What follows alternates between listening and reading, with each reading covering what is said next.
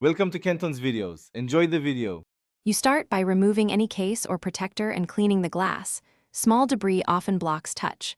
Once done, force restart the phone, hold power plus volume down or the device-specific combo for 10-20 seconds to clear temporary freezes.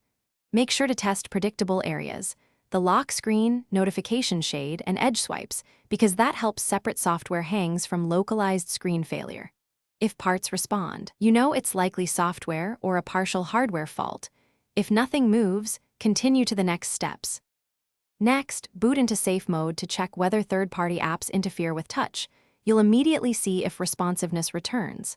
Then update the OS and apps and clear app caches or the system cache partition. This often fixes drivers and input bugs. Run any built-in touchscreen diagnostics in settings and make sure you back up photos, contacts, and important data before you proceed with hardware steps. If diagnostics show dead zones, you're approaching a hardware issue. Keep going carefully. To finish, if you're comfortable, open the device and check the display and digitizer connector for looseness. Reseating often restores touch. If the connector is fine but diagnostics still show faults, replace the screen assembly with a quality part because the digitizer and glass are usually bonded.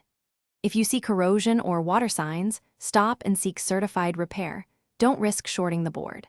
After repair, restore your backup, test the entire screen and gestures, and if problems persist, contact a repair pro. Thanks for watching. Consider subscribing if we helped you.